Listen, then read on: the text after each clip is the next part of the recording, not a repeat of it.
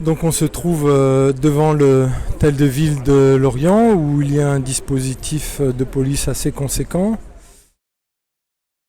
De savoir pourquoi de nombreux militants sont réunis à l'hôtel de ville où se déroule un conseil municipal. Bonjour, je vais vous demander tout d'abord de vous présenter. Oui, donc je suis Annie Mainviel, je suis militante depuis 50 ans, militante syndicale, militante politique, militante écologiste, militante féministe. Voilà, je défends mes concitoyens et mes concitoyennes depuis très longtemps, dans toutes les circonstances. Ce qui s'est passé, c'est qu'on est venu donc le jour du 11 novembre, après la cérémonie officielle du 11 novembre, nous sommes venus devant la mairie pendant que M. Loer partageait les petits fours avec toute l'Assemblée du 11 novembre.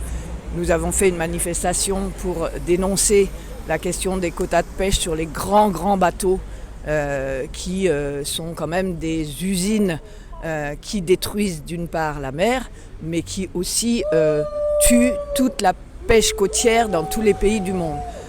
Ces gros bateaux ne sont pas un progrès ni humain, ni écologique, ni social. Et il se trouve que les gens dans l'Assemblée m'ont sollicité pour faire partie de la délégation avec la technicienne de Bloom, qui connaît très bien ce dossier. Donc j'ai eu l'occasion de rencontrer M. Loer ce 11 novembre. Alors ce jour-là, aux différentes questions qu'on a pu poser, il a répondu qu'il n'avait jamais eu sur son bureau le dossier concernant ces échanges de quotas avec la Pologne, et notamment sur la question du bateau en question.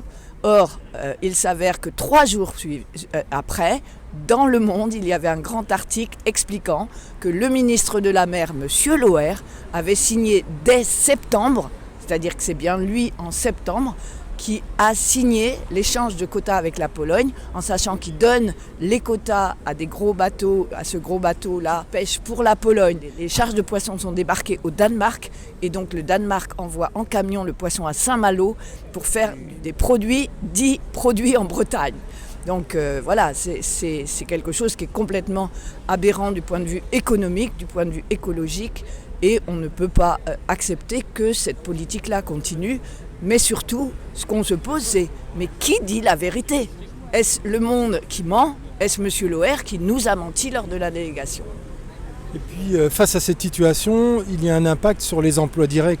Bien sûr, il y a un impact parce que M. Loer nous expliquait pendant la délégation que arrêter ces grands bateaux, ce serait attaquer l'emploi. Non, parce que l'emploi sur ces grands bateaux est très précaire, c'est entièrement mécanisé sur beaucoup de postes et donc l'emploi qui existe sur ces grands bateaux n'est pas un emploi durable et un emploi valorisant.